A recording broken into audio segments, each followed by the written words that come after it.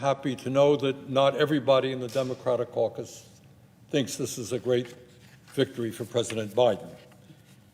In fact,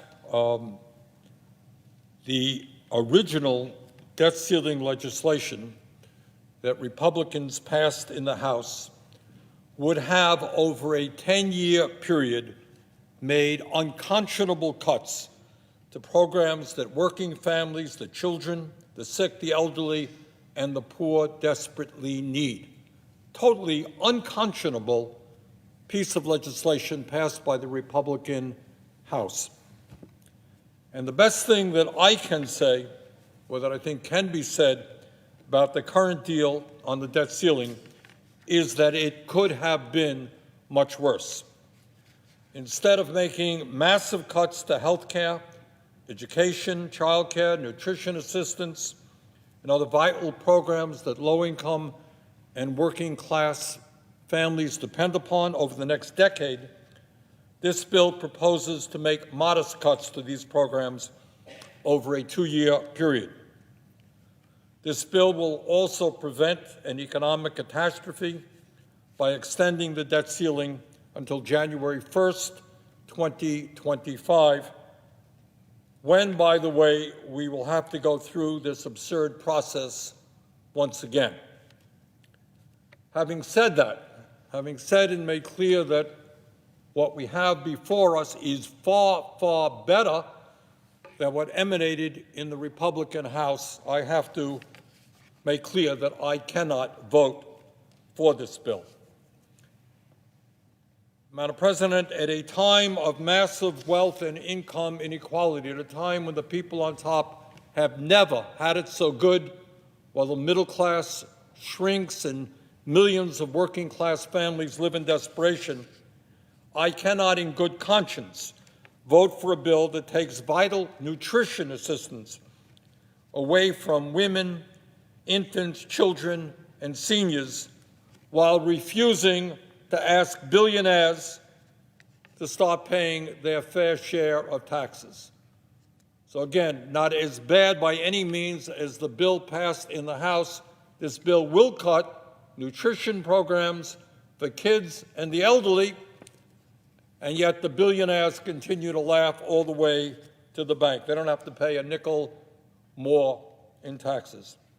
I cannot in good conscience vote for a bill that makes it harder for working families to afford the outrageously high price of child care, housing, and health care, while making it easier for the wealthiest people and most profitable corporations in America to cheat on their taxes. No great secret that the people on top and the large corporations with all their lawyers and accountants, they know how to avoid their fair share of taxes. Last year, we took a step forward to put money into the IRS to address that. This bill makes cuts in that effort. Madam President, at a time when climate change is by far the most existential threat that this country has perhaps, and this world, have ever faced, I cannot in good conscience vote for a bill that makes it easier for fossil fuel companies to pollute and destroy the planet by fast-tracking the disastrous Mountain Valley Pipeline. When the future of the world and the lives of our kids and grandchildren is literally at stake, we must have the courage to stand up to the fossil fuel industry and tell them and the politicians they sponsor that the future of this planet is more important than their short-term profits. Madam President, at a time when we spend more on the military than the next 10 nations combined, I cannot in good conscience vote for a bill that increases funding for the bloated Pentagon and large defense contractors who continue to make huge profits by fleecing American taxpayers with impunity. Let me remind my colleagues that the Pentagon, which now gets over $800 billion a year, is the only federal agency that cannot pass an independent audit or account for trillions of dollars in spending. Madam President, at a time when the pharmaceutical industry is charging the American people by far the highest prices in the world for prescription drugs, I cannot in good conscience vote for a bill that does nothing to take on the greed of the big drug companies that are bankrupting Medicare and cancer patients while spending tens of billions on stock buybacks and dividends. If the United States paid the same price for prescription drugs as paid in Europe, we could cut Medicare spending by approximately $1 trillion over 10 years. But apparently we don't have quite the courage to take on the powerful pharmaceutical industry. Easier to take on children and the elderly. Madam President, at a time when over 45 million Americans are drowning in student debt, I cannot in good conscience vote for a bill that eliminates the moratorium on student loan payments that has been a lifeline to millions of working-class families during the pandemic. Madam President, deficit reduction cannot just be about cutting programs that working families, the children, the sick, the elderly, and the poor depend upon. They are the easy targets. You see, they don't have any lobbyists here. They don't make big campaign contributions. They don't wine and dine members of the House or the Senate. They're an easy target. We can cut programs that working class and low-income people depend upon.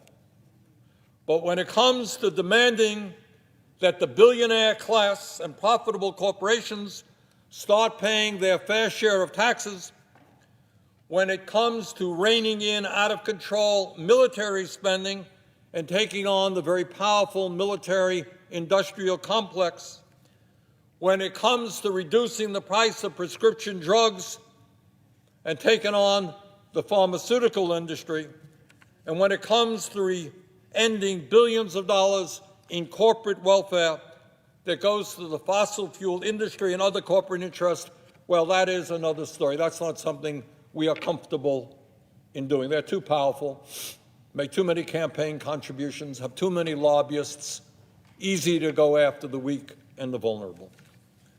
The fact of the matter is, Madam President, that in my judgment, this bill is totally unnecessary. The President of the United States has the authority and the ability to eliminate the debt ceiling today by invoking the 14th Amendment. I look forward to the day when he exercises that authority and puts an end once and for all to the outrageous actions of the extreme right wing to hold our entire economy hostage in order to get what they want. And now, Madam President, I'd like to say a few words on another subject, and that is the effort here on the part of some of my Republican colleagues to repeal President Biden's student debt plan. And Madam President, I rise in strong opposition to the House Joint Resolution 45 that we will be voting on tomorrow. This resolution would repeal President Biden's plan to provide up to $20,000 in student debt relief to over 40 million Americans who desperately need that relief. Almost 90% of this student debt relief would go to Americans who make less than $75,000 a year. So anytime you hear Republicans saying, oh, this is going to the wealthy, that ain't the case. 90% of the student debt relief goes to Americans who earn less than $75,000 a year. These are working class people who are struggling to pay the rents which are in many cases skyrocketing. They are struggling to pay for groceries. They are struggling to pay for the basic necessities of life. And they desperately need this relief. Madam President, despite what our Republican colleagues have told us, President Biden's student debt relief plan does not benefit the wealthy. In fact, the top 5% of American households would not receive a nickel in benefits under Biden's student debt relief plan, not one nickel. And let us be clear, not only would this resolution that we vote upon tomorrow deny up to $20,000 in student debt relief to over 40 million Americans, it would retroactively overturn the moratorium in student loan payments during the pandemic. What does that mean? It means that tens of millions of Americans would be forced to pay back thousands of dollars in student loans and interest that were paused during the pandemic. This is a program that started under President Trump and was continued under President Biden. Further, this resolution would retroactively claw back student debt that was previously canceled for more than 260,000 teachers, nurses, veterans, firefighters, librarians, and other public servants who successfully completed 10 years of public service. That would be absolutely unacceptable. Madam President, over and over again, I have heard my Republican colleagues tell us that the time has come for younger Americans to pay for their college education just like they did 40 or 50 or 60 years ago. Well, I've got news for my Republican colleagues. Back in the 1950s, 1960s, 1970s, even 1980s, the cost of a college education, housing, health care, child care, and the basic necessities of life were a heck of a lot cheaper then than they are today. When I was a young man, I attended Brooklyn College in 1959. And you know how much I paid for tuition during that 1 year? Zero, at a very good college. And that was not unusual. The reality is that back then, tuition at many of our nation's public colleges and universities was either free or virtually free. Young people don't know that, but that is in fact the case. The University of California system, largest public college system in the country, considered to be the crown jewel of public higher education in America, did not begin charging tuition until the 1980s. In 1970, the average tuition at a four-year public university in America was just $814 a year. Today, it costs more than $9,300 a year. And the total cost of attending a public college or university in America, including room and board, is over $25,000. In 1978, a student could get a minimum wage job in the summer and fully pay for a year of tuition at virtually any public college or university in America.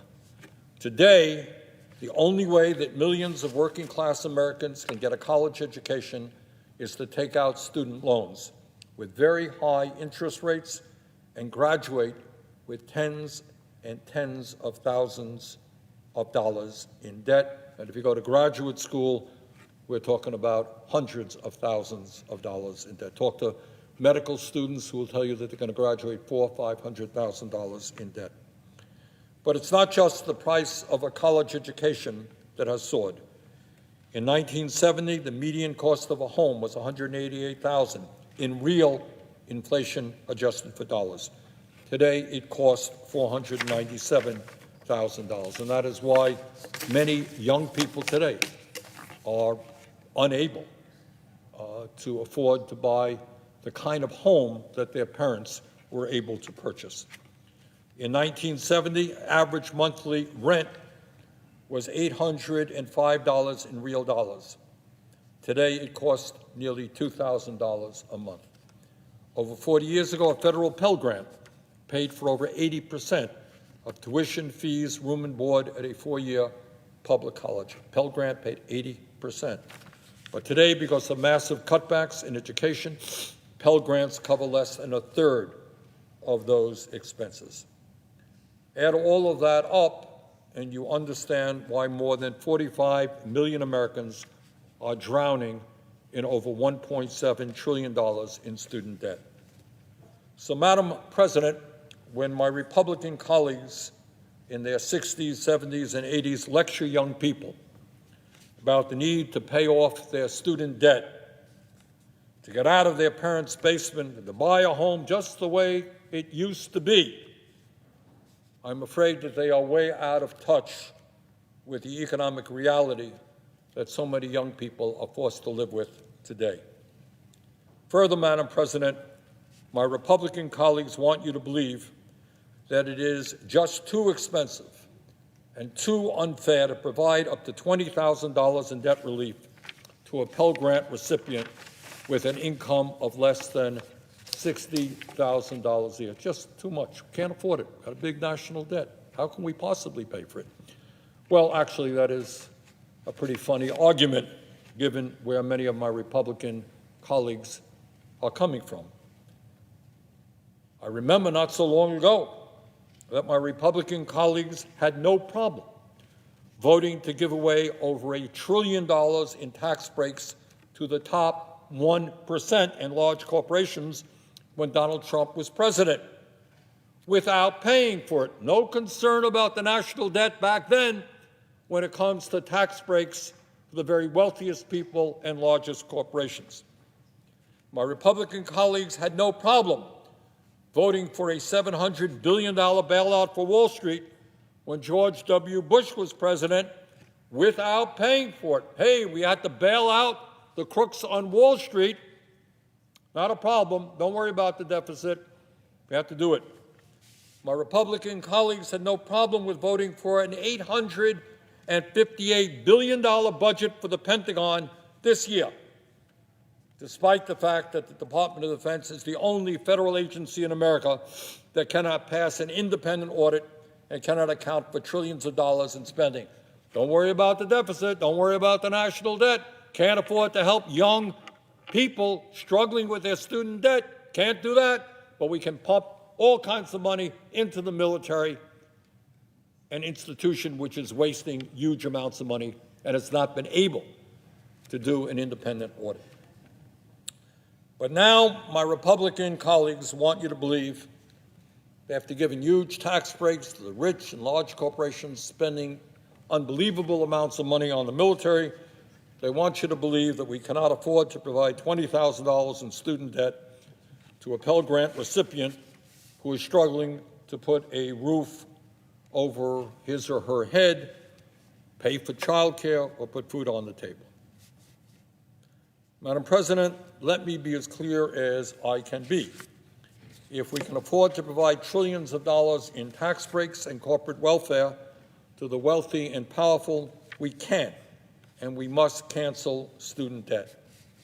If we can afford to provide a $1.4 billion tax break to the Koch family, the Charles Koch family, one of the wealthiest families in America, worth $120 billion, we can afford to cancel up to $20,000 in student debt for a struggling working-class college graduate. And my understanding, Madam President, is that within a few weeks, after all of the great discussion about the national debt and how we got to deal with that, my Republican colleagues in the House are going to come up with another bill to give even more tax breaks to the people on top. Madam President, if Donald Trump could take executive action to pause student debt payments when he was in office, please don't tell me that President Biden cannot take the same action to cancel student debt for working families who desperately need it. Let's be clear, canceling student debt is the right thing to do, not only from a moral and economic perspective, it is precisely what the American people want us to do. According to a recent Fox News poll, 62% of the American people support canceling at least $20,000 in student debt for individuals making $125,000 a year or less. The American people understand that we cannot continue to crush our young generation with a mountain of debt for doing the right thing, getting a college education. A vote for this resolution would deny relief to over 40 million Americans across every state and every congressional district. A vote for this resolution would reinstate tens of billions of dollars in interest charges and loans that have already been canceled for teachers, firefighters, and other public service workers throughout America. We cannot allow that to happen. I urge my colleagues to vote against this resolution, and I yield the floor.